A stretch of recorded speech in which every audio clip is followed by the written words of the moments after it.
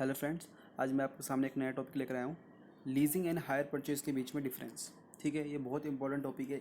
इससे रिलेटेड आपको differentiate between आ सकता है और बेसिकली आपसे पूछा भी जा सकता है कि आप बताइए what do you mean by the leasing and hire purchase. ठीक है, ये पीछे रिपीट हो चुका है क्वेश्चन, तो इसलिए मैं उसको ले रहा हूँ। ठीक है, ये इंपॉर्टेंट है। फर्स्ट ऑफ ऑल आपको सबको पढ़ के जाना है, इसको सबको एक बार देखना है, याद करना है। आपको सिर्फ बेसिस पता होना चाहिए। मैं आपको बता दूँ कैसे कैसे तरीका, आपको सिर्फ पहले मतलब पता होना चाहिए। देखो, हम बात करते हैं पहले लीज़ की, एक होता है हायर परचेज। चलो first talk about the leasing.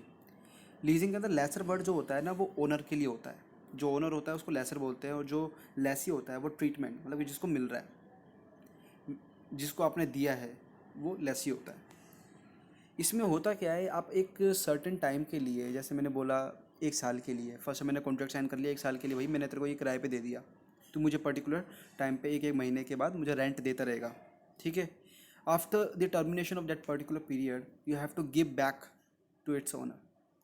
मतलब कि टर्मिनेट होने के बाद, जैसे ही आपका कॉन्ट्रैक्ट टर्मिनेट हो जाता है, आप चाहो तो उसको रिन्यू भी करवा सकते हो, बट उसके बाद आपको आपका हक ख़त्म हो जाता है इस प्रॉपर्टी से। मैं कह रहा हूँ कि मैंने कोई जगह, जैसे वैसे तो ये जनरली कंपनीज़ के अंदर होता है, नॉर्मली कई हाउसिंग आप सोच रहे हो कोई रेंट के लिए रिलेटेड, उसमें बहुत कम होता है देखने के लिए। जैसे आपने रेंट दे रहे हो, सिंपल सी बात है, एक रूम का आप रेंट दे रहे हो, जब तक दे रहे हो ठीक है। जिस दिन आपने नहीं दिया, मतलब आप प्रॉपर्टी से आपका हक ख़त्म हो गया, आप इधर नहीं रह सकते, आप जाइए। सिंपल सी बात है।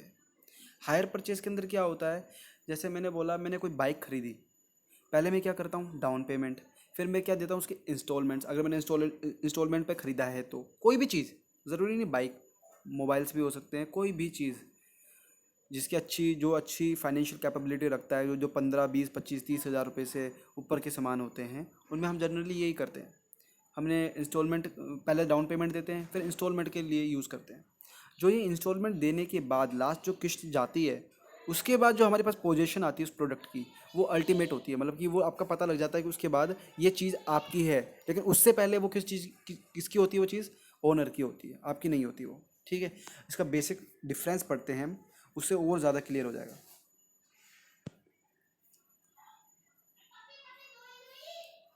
Difference between hire purchase and leasing. Ownership, देखो,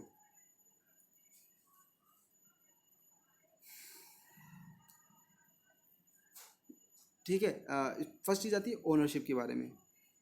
ये फर्स्ट जो कॉलम है वो लीजिंग से रिलेटेड है, जो सेकंड कॉलम है वो हायर परचेज से रिलेटेड है। ठीक है, ओनरशिप की बात करते हैं। Always owner. आप किसी को कमरा रेंट के लिए दे रहे हो, तो इसका मतलब ये नहीं कि आप उसको अपनी प्रॉपर्टी दे रहे हो। नहीं, आप उसको सर्टेन टाइम के लिए यूज़ करने के लिए अपनी प्रॉपर्टी दे रहे हो, जिसके लिए वो आपको एक अमाउंट पे करेगा, डेट इज़ रेंट। ठीक है, जब तक उसने रेंट पे किया ठीक है, जब जिस दिन वो नहीं कर रहा है, वो कह रहा है कि यार अगले महीने से मैं नहीं रहना चाहता इधर, तो वो प्रॉपर्टी आपकी होगी वापस। लेकिन जो जो क्या कहते हैं, हायर परचेज के अंदर क्या होता है, ये ट्रांसफ़र होती है। पहले तो ये ओनर के नाम पे होगी, लेकिन जब जिस दिन आपने लास्ट किस्त पे कर दी, तो उसके बाद वो प्रॉपर्टी आपकी हो जाएगी। मेथड्स ऑफ फाइनेंसिंग, ये बिजनेस पर्पज़ के लिए होता है लीजिंग हमेशा। ये कंज्यूमर और ड्यूरेबल और बिजनेस पर्पज़, ये दोनों पर्पज़ के लिए होता है। अब देखो, हम एक कॉन्ट्रैक्ट साइन करते हैं, क्योंकि इसमें देखो कॉन्ट्रैक्ट की बात आ रही है, इसमें एक बात करी ना टर्मिनेशन पीरियड की। आप कहोगे यार हाउस का रेंट देना तो ये कंज्यूमर को नॉर्मल नॉर्मल चीज़ होगी, ये बिजनेस पर्पज़ तो नहीं हुआ। मैंने कहा चलो ठीक है। लेकिन जब इसमें एक वर्ड भी बोला है कि फॉर अ सर्टेन टाइम, जब टाइम की बाउंडेशन दे रहा है आपको, इसका मतलब ये है कि वो एक पर्टिकुलर टाइम के बाद, एक जैसे कोई टर्मिनेशन कब होगा, कोई कॉन्ट्रैक्ट है आपका, वो जब तक टर्मिनेट नहीं होगा, जब तक बात नहीं बनेगी। मैंने बोला मैंने 1 साल का कॉन्ट्रैक्ट किया, वो कॉन्ट्रैक्ट किसके लिए करते हैं, वो कंपनी वाले बंदे तो करते हैं कि भाई मैंने 1 साल के लिए कॉन्ट्रैक्ट कर दिया कि मैं इस जगह पे रहूँगा। ठीक है, आफ्टर दैट आपके रेंट भी बढ़ जाएगा, सब कुछ बढ़ जाएगा जो भी है। फिर उसके बाद नया कॉन्ट्रैक्ट वो साइन करते हैं, इस टाइप की चीज़ होती है। लेकिन हायर परचेज क्या होता है, बाइक होगी, मोबाइल होगी, कंज्यूमर चीज़ के लिए भी होती है, और ये बिजनेस प्रोडक्ट के लिए भी होता है। कोई बिजनेस बंदा बिजनेस खोलना चाहता है, कोई बड़ी मशीन खरीदना चाहता है, तो वो भी ये कर सकता है काम। डेप्रिसिएशन, अब इसमें क्या होता है, ये लीजिंग में ओनर अपनी बुक में दिखाएगा कि भाई कितना डेप्रिसिएशन है।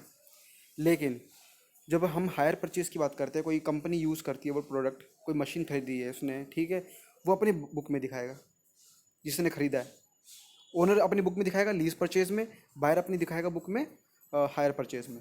टैक्स बेनिफिट, टैक्स बेनिफिट किसको मिलेगा, जिसकी अल्टीमेट प्रॉपर्टी है। ठीक है, वो ओनर को मिलेगा उसमें लीजिंग में। लेकिन हायर परचेज में किसको मिलेगा, इंटरेस्ट ऑन डेप्रिसिएशन, क्योंकि इसमें डेप्रिसिएशन लगती है हर टीम की बात। आपके पास एक चीज़ आई, कोई फ़ोन आया, यार वो फ़ोन की वैल्यू हमेशा सेम ही थोड़ी ना रहेगी। उसके नए नए मॉडल्स आते रहेंगे। आफ्टर 1-2 ईयर्स उसकी परसेंटेज, कुछ परसेंटेज वो डिपेंड करता है। या कोई मशीन ले ली मैंने, नई नई मशीन्स आती रहती है, लेकिन एक परसेंटेज उसकी 10% के हिसाब से, 5% के हिसाब से, जो भी वैल्यू सजेस्टेड है, रिटन डाउन वैल्यू मेथड होगी और अपना SLV मेथड हो गया, उसके अकॉर्डिंग उसकी वैल्यू डेप्रिशिएट होती रहेगी। ठीक है। सेल्वेज वैल्यू, सेल्वेज वैल्यू मतलब होता है कि जब लास्ट में, जब आप अपनी मशीन को बेचने जाते हैं, कोई भी प्रोडक्ट को बेचने जाते हो, जो उसकी रिमेनिंग वैल्यू है। मैंने बोला एक मशीन 5 साल तक चली, ठीक है, 5 साल बाद उसकी कुछ वैल्यू तो होगी, क्योंकि वो अगर वो ख़राब भी हो जाती है तो उसके स्टील के पार्ट्स, नट बोल्ट्स कुछ तो हैं, वो वैल्यू तो करते हैं कुछ ना कुछ। जो भी वैल्यू करते हैं उसको बोलते हैं सेल्वेज वैल्यू। अब लीजिंग के अंदर ओनर को मिलेगी, ओनर बेचेगा। क्यों? अरे यार, अल्टीमेट प्रॉपर्टी तो उसी की है। आप तो सिर्फ रहने के लिए आए हो ना, एक रेंट के लिए, लेकिन अल्टीमेट प्रॉपर्टी तो उसी है। सिंपल सी बात है, सेल्वेज वैल्यू के लिए तो ओनर बेचेगा।